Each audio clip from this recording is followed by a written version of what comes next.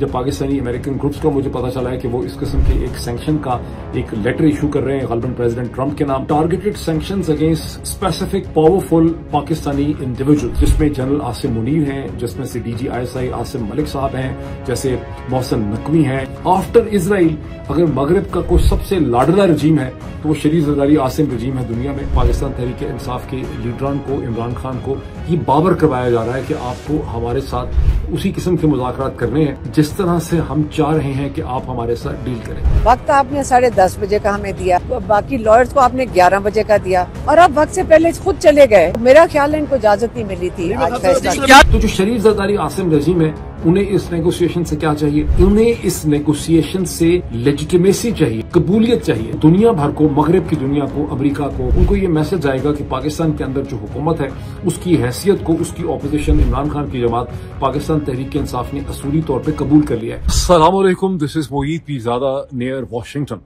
आप देख सकते हैं कि मेरे आगे पीछे खासी बर्फ पड़ी हुई है, बड़ी शदीद किस्म की ठंड है, लेकिन मैं खासी इंटरेस्टिंग डेवलपमेंट्स देख रहा हूँ पाकिस्तान के हवाले से। मैंने कहा कि इससे पहले कि मैं यहाँ से घंटा डेढ़ ट्रैवल करके वापस अपने घर पहुंचूं, मैं एक क्विकली इन डेवलपमेंट्स के ऊपर एक कमेंट जो है वो आपके सामने रख सकता हूँ। अब इस वक्त अमेरिका के ईस्ट कोस्ट में तो अभी 13 जनवरी 2025 की रात है, सोमवार का दिन है, लेकिन पाकिस्तान में मंगल का दिन है और 14 जनवरी 2025 के दिन का आगाज हो चुका है। जब मैंने पिछला वीलॉग किया उसके बाद से जो 16, 17, 18 घंटे अब तक गुजरे हैं, 15 घंटे, उसमें एक पाकिस्तान की दाखिली अंदरूनी सियासत के हवाले से कम एक नुमाया तब्दीली हमारे सामने चेंज आई है। और वो ये हुआ है कि पाकिस्तान तहरीक इंसाफ और शरीफ ज़रदारी आसिम रजीम जो है उसके दरमियान जो मुज़ाकरात का तीसरा राउंड होना था, जिसकी तारीख उसका दिन हमारे सामने नहीं आया था जब मैंने पिछला वीलॉग किया, वो अब हमें पता चल चुका है कि ये जुमेरात के दिन जो बनेगी तारीख 16 जनवरी जुमेरात के दिन सुबह दिन के 11:30 बजे पाकिस्तान नेशनल असेंबली के स्पीकर जनाब अयाज सादिक साहब जो इसकी बड़ी सरपरस्ती कर रहे हैं इस पूरे डायलॉग की, उनके चेंबर्स के अंदर नेशनल असेंबली के अंदर ये तीसरा राउंड जो है होगा, जिसमें पाकिस्तान तहरीक इंसाफ की वो टीम जिसके बुनियादी मेंबरान तो 5 थे लेकिन अब शायद बढ़ के उनकी तादाद 7 हो चुकी है, जिससे लीड करते हैं नेशनल असेंबली में उनके स्पीकर जनाब उमर अयूब जो हैं वो इसे लीड करेंगे। और दूसरी तरफ शहबाज शरीफ साहब ने एक 9 मेंबर की कमेटी जो है वो बनाई हुई है। अच्छा, यहां तक तो बहुत सी बातें पुरानी हैं, बहुत दफा आप इनका जिक्र सुन चुके हैं। अब कुछ थोड़ा सा नए अंदाज से इसको देखें। अगर अब पाकिस्तान में 14 जनवरी है तो इसका मतलब है कि जो बुध का दिन है उसमें 15 जनवरी है और जुमेरात के दिन में 16 जनवरी है। तो 16 जनवरी को अगर ये मुज़ाकरात का तीसरा राउंड होना है तो 17 जनवरी को पूछें क्या होना है? 17 जनवरी को 190 मिलियन पाउंड के केस का फैसला जो 13 जनवरी को सुनाया जाना था और फिर जज साहब ने बहाना किया, उन्होंने कहा कि इमरान खान और बुशरा उनके सामने हाजिर नहीं हुए इसलिए मैं इसका फैसला नहीं सुना सकता। वो 17 जनवरी को वो फैसला भी जज साहब ने सुनाना है। इसका मतलब क्या है? थोड़ी सी डॉट कनेक्टिंग करें। इसका मतलब यह है कि पाकिस्तान के जनरल साहिबान ने इंसानी तारीख की सबसे महंगी तलवार 190 मिलियन पाउंड की ये तलवार जो है वो तहरीक इंसाफ के लीडरों के सर के ऊपर लटकाई है। मुझे नहीं पता कि पाकिस्तान दुनिया की तारीख में इससे महंगी कोई तलवार एग्जिस्ट करती थी, लेकिन ये सियासी तलवार उनके सर के ऊपर लटकाई है। इसका मतलब है कि पाकिस्तान तहरीक इंसाफ के लीडर्स अगर कोई गैर मुतवक्का बिहेवियर का मुजाहरा करेंगे, कोई ज्यादा रिबेलियस टोन करेंगे, हो सकता है हामिद रजा साहब को कोई ज्यादा जोश आ जाए उन मुज़ाकरात के अंदर, या किसी और को कोई ज्यादा ख्याल आ जाए, या उमर अयूब उसी तरह से बात करने लग जाए जिस तरह से वो नेशनल असेंबली के अंदर बात करते हैं, तो वो तलवार जो है वो अगले दिन इमरान खान और बुशरा बीबी के ऊपर गिर जाएगी। इसका मतलब यह है कि ये सारे के सारे मुज़ाकरात जो हैं वो एक खास किस्म के स्ट्रक्चर्ड खौफ के और ब्लैकमेल की जो फजा है उसके दरमियान में ये मुज़ाकरात जो हैं वो करवाए जा रहे हैं। अब इन मुज़ाकरात में अच्छा मैं थोड़ा सा ये भी एक्सप्लेन कर दूं कि चूंकि जब मैंने पिछला वीलॉग किया था तो उस वक्त बहुत सी ऐसी तफसीलात जो अब हमारे सामने आ चुकी हैं मुख्तलिफ लीडरान की स्टेटमेंट्स के नतीजे में, बदकिस्मती से मुझे वहां से वापस आना पड़ गया। पीटीवी की लैंग्वेज में कहेंगे नामुसाइद हालात की वजह से वहां पर रिकॉर्डिंग जारी न रखी जा सकी, और वो नामुसाइद हालात ये थे कि डिलीवरी ट्रक एक आके मेरे सामने खड़ा हो गया। और अमेरिका में डिलीवरी ट्रक्स की बड़ी बुरी आदत है कि खड़ा उसको हमेशा खुला छोड़ के चले जाते हैं, पेट्रोल मुफ्त का है, माले मुफ्त दिले बेरहम, और उसका शोर इतना ज्यादा था कि वहां पर रिकॉर्डिंग करना मुमकिन नहीं था। बहरहाल मैं बात ये कर रहा था कि गुज़िश्ता 14-15 घंटों से बहुत सी ऐसी लीडरान की मुख्तलिफ लोगों की स्टेटमेंट्स हमारे सामने आई हैं कि हम 190 मिलियन पाउंड में जज साहब के केस में जज साहब जो फैसला ना सुना सके, उन हालात से हम पहले के मुकाबले में कहीं ज्यादा बेहतर वाकिफ हैं।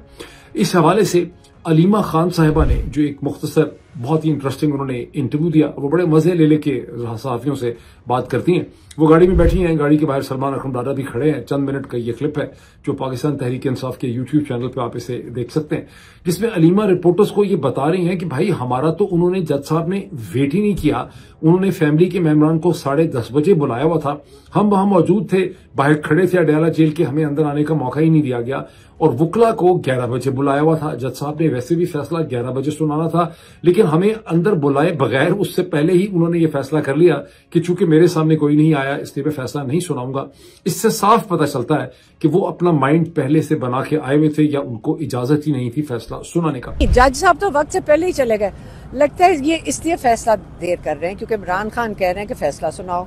और इन्होंने वही करना है जो इमरान खान कहेंगे उसके बरक्स करना है। वक्त आपने 10:30 बजे का हमें दिया, तो बाकी लॉयर्स को आपने 11 बजे का दिया, और अब वक्त से पहले खुद चले गए ये कह के कि मुल्जमान भी नहीं है कोई। हम सारे बाहर खड़े हैं, आपको भी पता है हम सारे बाहर खड़े हैं। मेरा ख्याल है इनको इजाजत नहीं मिली थी आज फैसला। इस मौके पे सलमान अकरम दादा जो अलीमा खान साहबा की गाड़ी के साथ बाहर खड़े हैं, वो भी रिपोर्टर्स को एक्सप्लेन करते हैं कि देखिए वुकला को तो 11 बजे दिन के बुलाया हुआ था। अब इससे क्या पता चलता है? इससे पता चलता है कि जज साहब हैं बेचारे, यानी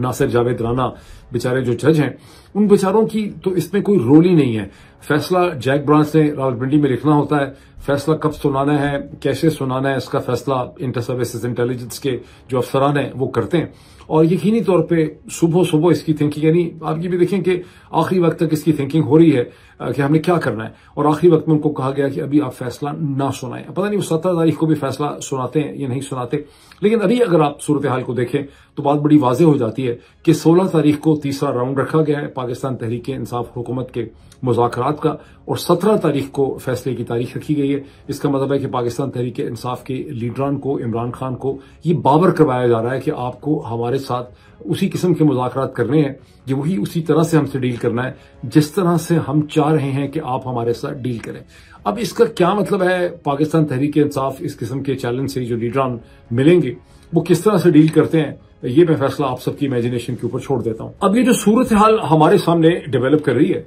इस सूरत हाल को देख के हम बहुत आसानी से एक नतीजा अखज़ कर सकते हैं बगैर किसी मुबालगे के, और वो नतीजा ये है कि जो दोनों साइड्स हैं, जो नेगोशिएटिंग साइड्स है इसके अंदर, एक तरफ पाकिस्तान तहरीक इंसाफ उसके लीडरशिप है, दूसरी तरफ इसे कहते हैं शरीफ सरदारी आसिम रजीम है, इनके अपने अपने गोल्स, अपने अपने अगराज व मकासद हैं, ये अपने अपने मकासद इस नेगोशिएशन से हासिल करना चाह रहे हैं। इसमें पाकिस्तान का कोई भला करना चाह रहा है या नहीं करना चाह रहा, ये मैं आपकी इमेजिनेशन के ऊपर छोड़ देता हूं। लेकिन पाकिस्तान तहरीक इंसाफ ने जब इन नेगोशिएशन का इद्दिया दिया था इमरान खान के मैसेज की शक्ल में 5 दिसंबर 2024 को, तो ऐसा लग रहा था कि वो ये कह रहे हैं कि इन नेगोशिएशन के प्रोसेस को किक स्टार्ट करने के लिए आपको इब्तदाई तौर पर हमारे सियासी कैदियों को रिहा करना चाहिए, और असूली तौर पर आपको ये कहना चाहिए कि आप एक जुडिशियल कमीशन बनाएंगे, 1 या 2 जुडिशियल कमीशन, जिसमें 9 मई 2023 और 26 नवंबर 2024 के वाकयात की इन्वेस्टिगेशन आप करेंगे जुडिशियल कमीशन के जरिए, फिर हम आगे लेकर चीजों को चलेंगे। अब उसके बाद से जितना पानी दरियाओं पुलों के नीचे से गुजर गया, इसको देख के ऐसा लगता है कि अगर इस स्टेज के ऊपर तहरीक इंसाफ के कुछ सियासी वर्कर्स को रिहाई मिल जाए, इमरान खान के खिलाफ मजीद फैसलों में मजीद केसेस के अंदर को मजीद सख्त किस्म के फैसले ना आए, स्टेटस को मेंटेन रहे और जुडिशियल कमीशन बनाने का ऐलान कर दिया जाए, तो तहरीक इंसाफ की जो मौजूदा लीडरशिप है ये बहुत आसानी से मीडिया के सामने और आप सबके हम सबके सामने इसे अपनी फतह करार दे देगी, और दूसरी साइड भी ये शो करेगी कि तहरीक इंसाफ को उन्होंने बहुत कुछ दे दिया। तो जो शरीफ ज़रदारी आसिम रजीम है, उन्हें इस नेगोशिएशन से क्या चाहिए? उन्हें इस नेगोशिएशन से लेजिटिमेसी चाहिए, कबूलियत चाहिए। जब एक दफा वो नेगोशिएशन में बैठ जाते हैं, उसमें से छोटी सी पॉजिटिव सी एक मुस्बत सी चीज निकल आती है, तो वो जो ज़राए इब्लाग को पाकिस्तान में कंट्रोल करते हैं, जिसमें जंग जियो न्यूज ग्रुप है, डॉन है, ट्रिब्यून है, इसी तरह पाकिस्तान में बैठी थी बहुत सी जो इंटरनेशनल न्यूज एजेंसीज हैं, वो भी जाहिर है इसके हवाले से खबर डालेंगी कि पाकिस्तान तहरीक इंसाफ और हुकूमत के दरमियान में मुज़ाकरात जो है प्रोसेस आगे बढ़ गए,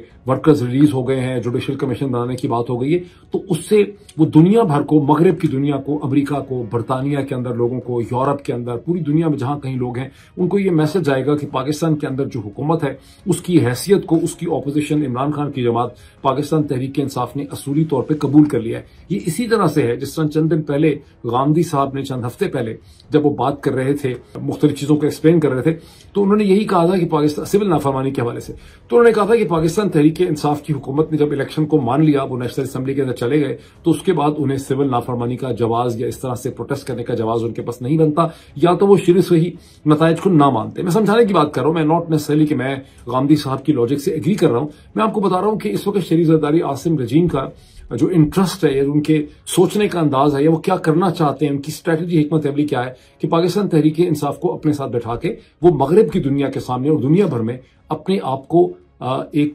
को शर्फ कबूलियत दे रहे हैं, अपनी वो लेजिटिमेसी को दुनिया के सामने लेकर आ रहे हैं। ये इस मुज़ाकरात का उनका इंटरेस्ट है। पाकिस्तान तहरीक इंसाफ का भी इस मुज़ाकरात में लिमिटेड किस्म के इंटरेस्ट है, और आप में से जो लोग समझ सकें तो हमें को बहुत ज्यादा इसमें बेवकूफ बनने की जरूरत जो है वो बिल्कुल भी नहीं है। अब चले एक नई और एक दिलचस्प सूरत हाल की तरफ, और ये सूरत हाल है targeted sanctions against specific powerful Pakistani individuals. इसका क्या मतलब हुआ? इसका मतलब हुआ कि ताकतवर पाकिस्तानी अशखास जो पाकिस्तान में मुख्तलिफ किस्म के जुराइम में मुलव्वस हैं, बहुत ज्यादा उन्होंने करप्शन की है, इंसानी हकूक की उन्होंने खिलाफ वर्जी की है, पाकिस्तान में जमहूरियत का उन्होंने गला घोंटा है, या पाकिस्तान के अंदर सहाफत को उन्होंने जो है निशाना बनाया है, या लोगों को अगवा किया है, या लोगों को कत्ल किया है। तो इस किस्म के जो ताकतवर पाकिस्तानी अशखास हैं, जिसमें सीनियर तरीन आर्मी अफसर हो सकते हैं, रेंजर्स के अफसर हो सकते हैं, पुलिस के अफसर हो सकते हैं, कुछ पॉलिटिशियंस हो सकते हैं, उन सब के खिलाफ अमेरिका के अंदर सैंक्शंस लगाने का एक प्रोसेस जो है वो शुरू किया है। अच्छा, अब मुझे इसका अब से कोई 8-10 घंटे पहले ही, 10 घंटे ही पहले, 8-10 भी शायद नहीं हुए, 8 घंटे पहले इसका पता चला है। और मुझे ये भी समझ आया कि पाकिस्तान में बैठे हुए जो लोग हैं ISPR वगैरह के, वो हमारे से भी ज्यादा खबर रखते हैं अमेरिका के डायनामिक्स और वहां की अंदर जो चीजें यहाँ पे पक रही हैं उस हवाले से। बिकॉज याद होगा कि 3-4 दिन पहले मेरा ख्याल है एक AI ड्रिवन आर्टिफिशियल इंटेलिजेंस के जरिए एक वीडियो बनाई गई, खासी फनी किस्म की, मजाहिया किस्म की, और मैंने कहा था कि मैं इसके ऊपर एक कमेंट भी करूंगा, एनालिसिस करूंगा कि इससे इन लोगों के बारे में आपको क्या पता चलता है। ये वीडियो ये भी कहती है कि मोईद पीरजादा, शहबाज गिल, अजहर माशवानी, रायन ग्रेमर और बहुत से लोग जो हैं वो मिलकर पाकिस्तान के ऊपर सैंक्शंस लगाने की साजिश कर रहे हैं, और वो वीडियो इस तरह से दिखाई जाती है जैसे हम लोग किसी बहुत बड़ी ऑपरेशनल तंजीम का हिस्सा है, CIA के साथ मिलकर काम कर रहे हैं, मोसाद और रॉ वगैरह के साथ काम कर रहे हैं, वो जो यूजुअल किस्म की पाकिस्तानी फैंटेसीज होती हैं। अच्छा, उस वक्त जब मैंने वीडियो देखी तो मुझे, मेरे बाकी वीडियो तो खैर थी चूतिया किस्म की, वो तो आई एम सॉरी टू से, लेकिन मुझे ये नहीं पता था कि ये हमारे मुकाबले में ज्यादा इन्फॉर्म्ड है, और अमेरिका के अंदर होने वाले जो बहुत से डायनामिक्स हैं इनको ये बहुत गौर से देख रहे हैं। बिकॉज ये वीडियो जब सैंक्शंस की बात करती है तो मुझे नहीं पता था कि सैंक्शंस के हवाले से यहां पर कोई सीरियस काम हो रहा है। ये मुझे से 8 घंटे पहले पता चला है, जब पाकिस्तानी अमेरिकन ग्रुप्स का मुझे पता चला है कि वो इस किस्म के एक सैंक्शन का एक लेटर इशू कर रहे हैं गलबन प्रेसिडेंट ट्रंप के नाम, जिसमें मुझसे भी कहा गया है कि आप भी इसको अपनी सपोर्ट दें, इसके बारे में नशर इशात वगैरह करें। तो मुझे उस वक्त इसका नहीं पता था, लेकिन इन्हें पता था, इन्हें खासी तरह से पता था। लेकिन जिस चीज को ये कह रहे हैं कि पाकिस्तान के खिलाफ सैंक्शंस आयद करने की कोशिश की जा रही है, ये पाकिस्तान के खिलाफ सैंक्शंस की कोशिश नहीं हो रही, ये स्पेसिफिक पर्सनैलिटीज जो मुख्तलिफ किस्म के जुराइम में मुलव्वस हैं, जिसमें जनरल आसिम मुनीर हैं, जिसमें से DG ISI आसिम मलिक साहब हैं, जैसे मोहसिन नकवी हैं, जैसे DG रेंजर्स हैं, DG पेमरा हो सकते हैं, DG PTA हो सकते हैं, इस किस्म के और तमाम जो ताकतवर अशखास हैं, IGP इस्लामाबाद हो सकते हैं, और सीनियर पुलिस अफसरान हो सकते हैं। तो एक ऐसा मैकेनिज्म डेवलप किया जाए कि वो तमाम लोग जिन्होंने पाकिस्तान में इंसानी हकूक की खिलाफ वर्जी की है, इंसानी अकदार को पामाल किया है, जमहूरियत को तबाह किया है, इलेक्शंस को लूटा है, जिनके पास जायदादें और करप्शन का पैसा जो है उनके मीन से बहुत ज्यादा है, उनको जो है सैंक्शंस के एक सर्टेन डिसिप्लिन के नीचे जो है लाया जाए, और ये है चीज targeted sanctions against powerful individuals. अब इस हवाले से यहां पर बहुत ज्यादा काम हो रहा है, लेकिन एक चीज मैं क्लैरिफाई कर दूं कि टू द बेस्ट, मैं तो ज़ाहिर है इसका हिस्सा नहीं था, मुझे तो पता चला है 8 घंटे पहले, लेकिन मेरी अंडरस्टैंडिंग है कि इस चीज का ताल्लुक अजहर माशवानी से नहीं है, ना पाकिस्तान तहरीक इंसाफ से है, ना इसका ताल्लुक शहबाज गिल से है, और ऑफकोर्स बेचारे रायन ग्रीम के साथ इसका ताल्लुक नहीं है। इसका ताल्लुक खालिस्तान कुछ पाकिस्तानी अमेरिकन जो ग्रुप्स हैं जो इस पे खासे हफ्तों से काम कर रहे थे, उसके ऊपर खासा लीगलिस्टिक किस्म का काम कर चुके हैं, और मेरा ख्याल है कि अगले 24-36 घंटों में इसकी बहुत सी तफसीलात जो हैं वो आपके सामने आएंगी। मैं भी आपके सामने इसकी तफसीलात लेके आऊंगा, और ये पर्सन स्पेसिफिक टारगेटेड सेक्शंस हैं जो लगाने की कोशिश की जा रही है, उसके लिए केस बिल्डअप करने की कोशिश की जा रही है। एक कानूनी किस्म के नुक्ते की थोड़ी सी वजाहत कर दूं कि पाकिस्तानी अमेरिकन ग्रुप्स जो हैं ये जिस किस्म की सैंक्शंस के ऊपर काम कर रहे हैं ये ब्रॉड बेस्ड सैंक्शन से बड़ी मुख्तलिफ हैं। ब्रॉड बेस्ड सैंक्शंस क्या होती हैं, जिसका अक्सर आप जिक्र सुनते रहते हैं, और ये जो आर्टिफिशियल इंटेलिजेंस के जरिए वीडियो बनाई गई थी इसमें भी तासुर यही देने की कोशिश की जा रही है कि पाकिस्तान के ऊपर एक ब्रॉड बेस्ड सैंक्शन लगाने की कोशिश जो है वो की जा रही है। ब्रॉड बेस्ड सैंक्शंस वो होती है जैसे कि अमेरिका ने गुज़िश्ता कई सालों से ईरान के ऊपर लगा रखी हैं, 2022 के बाद रूस के ऊपर लगा रखी हैं, क्यूबा पे लगा रखी हैं, वेनेजुएला पे लगा रखी हैं, नॉर्थ कोरिया के ऊपर लगा रखी हैं, पहले सीरिया के ऊपर लगाई हुई थी, जिन्हें अब उठाने की कोशिश जो है वो की जा रही है। और पिछले हफ्ते जुमे के दिन, जिसका मैंने पिछले वीडियो में जिक्र किया था, रूस की ऑयल एक्सपोर्ट कैपेबिलिटी जो है, जो रशिया की ऑयल एक्सपोर्टिंग कंपनीज हैं, ऑयल एंड गैस कंपनीज हैं, जैसे गैसप्रोम है, एक दो और कंपनीज हैं, उन सब के ऊपर सैंक्शंस, उसके अलावा जो शिपिंग लेन्स और शिपिंग कैरी ऑयल कैरिंग जो शिप्स हैं उनके ऊपर पाबंदियां, जो मुख्तलिफ टर्मिनल्स हैं दुनिया में, पोर्ट्स हैं, उनके ऊपर सैंक्शंस जो है वो आयद की गई हैं। ये बड़ी ब्रॉड बेस्ड किस्म की सैंक्शंस है जिसमें रूस की हिंदुस्तान और चीन को तेल देने की जो कैपेसिटी है उसको टारगेट किया जा रहा है। लेकिन पाकिस्तानी अमेरिकन जो है वो खालिस्तान पाकिस्तान की ताकत पर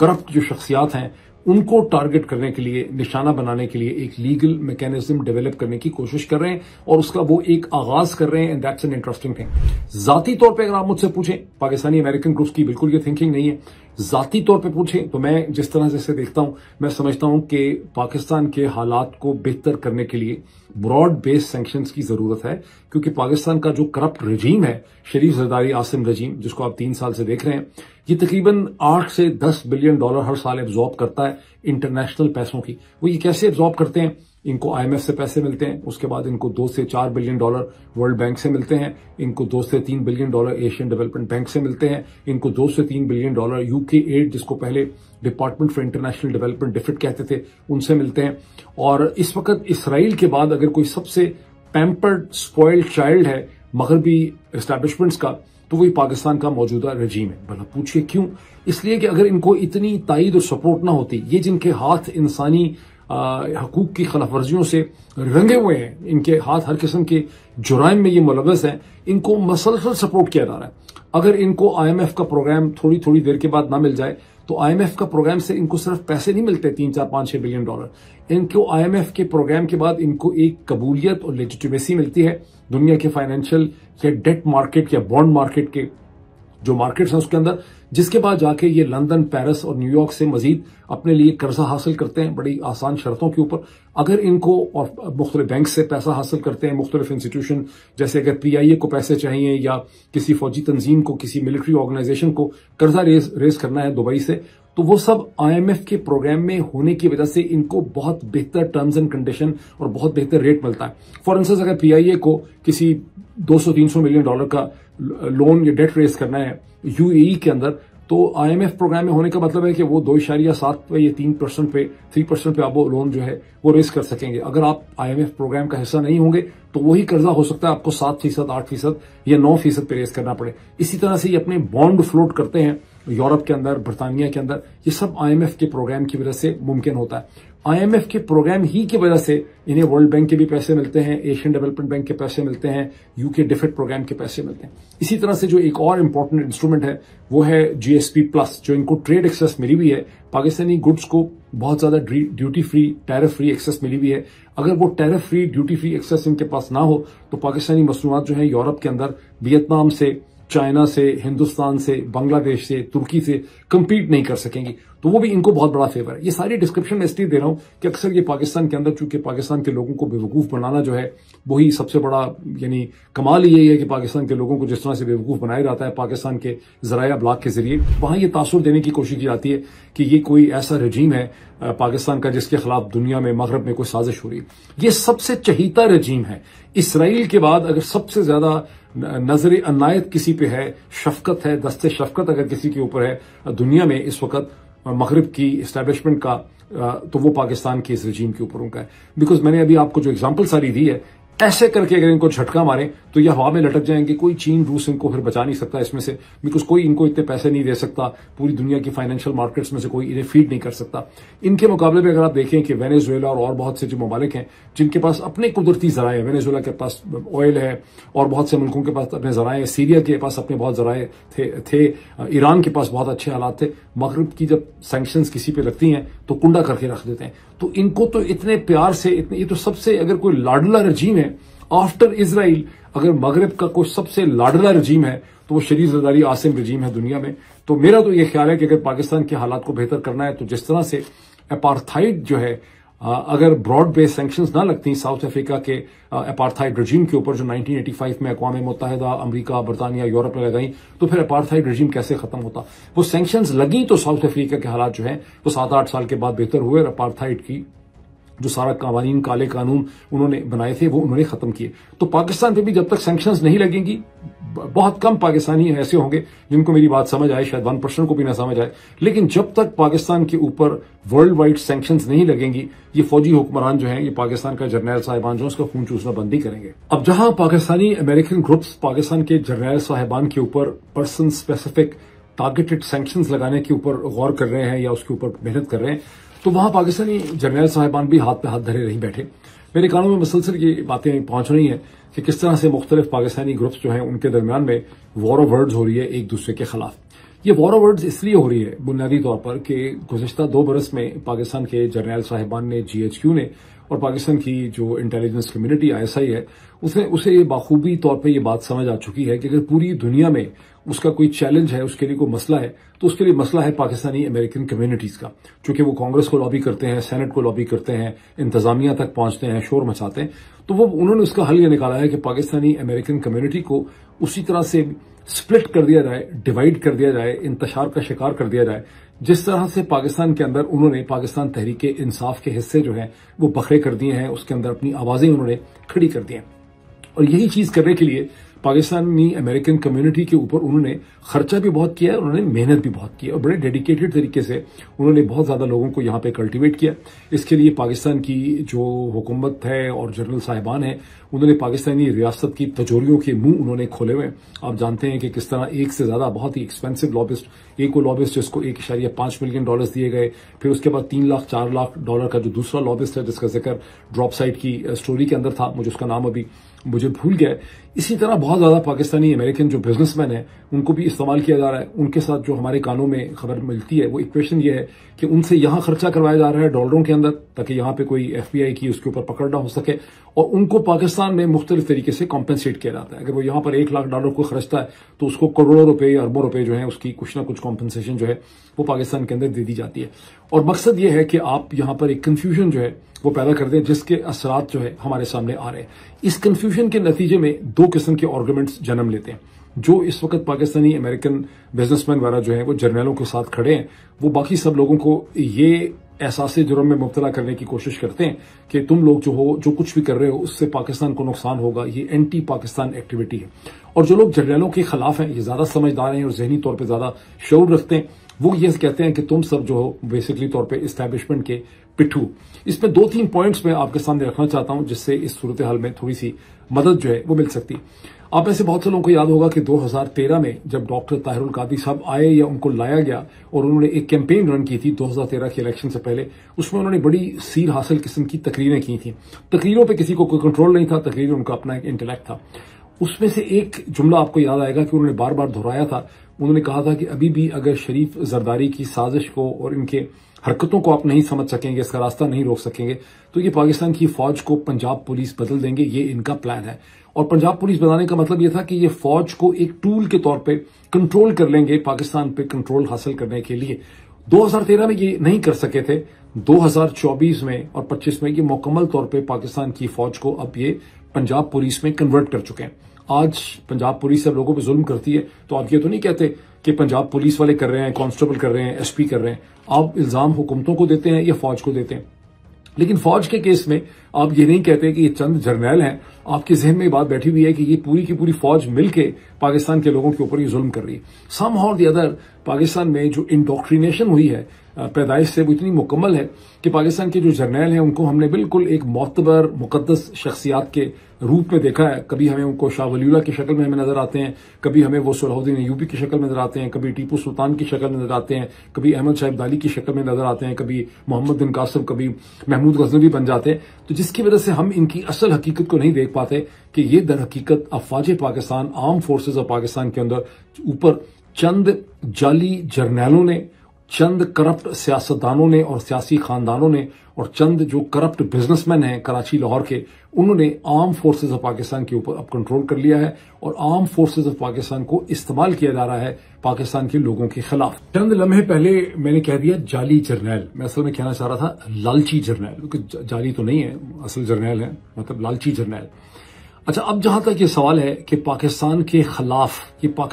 खिलाफ किया जा रहा है, एक बहुत ही बुनियादी चीज जिसके ऊपर डिबेट होनी चाहिए, डेफिनेशन के ऊपर, कि पाकिस्तान का मतलब क्या है। क्या पाकिस्तान जमीन का एक टुकड़ा है? पाकिस्तान कोई एक बहुत बड़ी बिल्डिंग है, चंद बिल्डिंग्स का नाम है, GHQ की बिल्डिंग पाकिस्तान है? या पाकिस्तान के जो 25 करोड़ लोग हैं, उनका माजी, उनका हाल और उनका मुस्तकबिल और उनकी जो सेंस ऑफ डायरेक्शन और उनकी प्रॉस्पेरिटी है, इसका नाम जो है वो पाकिस्तान होना चाहिए। इस पर डिबेट तो होनी चाहिए ना। जब ये कहते हैं कि तुम पाकिस्तान के खिलाफ कर रहे हो, ये चीज पाकिस्तान के खिलाफ है, तो पाकिस्तान क्या है जिसके फॉरेन अगेंस्ट सारी की सारी डिबेट जो है वो हो रही है। फिर आखिर के तौर पे कहूंगा कि एक और भी नुक्ता जिसके ऊपर डिबेट होनी चाहिए, वो स्लोगन है, वो नारा है, रिलीज इमरान खान को रिहा करो। इमरान खान को तो जर्नैल साहिबान बहुत देर से रिहा करना चाहते हैं। इमरान खान उन टर्म्स एंड कंडीशन पे रिहा होना नहीं चाहते जिन टर्म्स एंड कंडीशन पे जर्नैल साहिबान उनको उनके घर भेजना चाहते हैं। इसका मतलब यह है कि इमरान खान की जो रिहाई है मुमकिना, वो इस जद्दोजहद के अंदर एक इम्पोर्टेंट मरहला और एक स्टेज तो हो सकती है, लेकिन ये इसका हरफ आखिर नहीं हो सकती। ये जद्दोजहद तो होगी ना, इस जद्दोजहद को डिफाइन करने की जरूरत है और इस पर डिबेट करने की जरूरत है कि जद्दोजहद है क्या। मैं समझता हूं कि जद्दोजहद है एक जमहूरी पाकिस्तान के लिए, इंसानी हकूक और इंसानी इकदार के लिए, रूल ऑफ लॉ के लिए, अदालतों के निज़ाम के लिए, आज़ादी सहाफत के लिए, इंसानी वकार के लिए और एक ऐसे पाकिस्तान के लिए जिसमें इकोनॉमिक प्रॉस्पेरिटी मैक्सिमम तादाद में लोगों के तक पहुंच सके। ना सिर्फ ये कि चंद सौ लोग जो हैं वो इसे पाकिस्तान का फायदा जो है वो उठा सकें। तो ये गोल जो है इनको भी डिफाइन करना बहुत ज्यादा जरूरी है। अब आखिर में मैं कमेंट तो करना चाहता था, क्योंकि बहुत ज्यादा हमारे कानों में ये बात पहुंच रही है कि किस तरह से पाकिस्तान वाखान कॉरिडोर के ऊपर कब्जा करना चाह रहा है, लेकिन अगले वीलॉग में इसकी बात करूंगा। Thank you.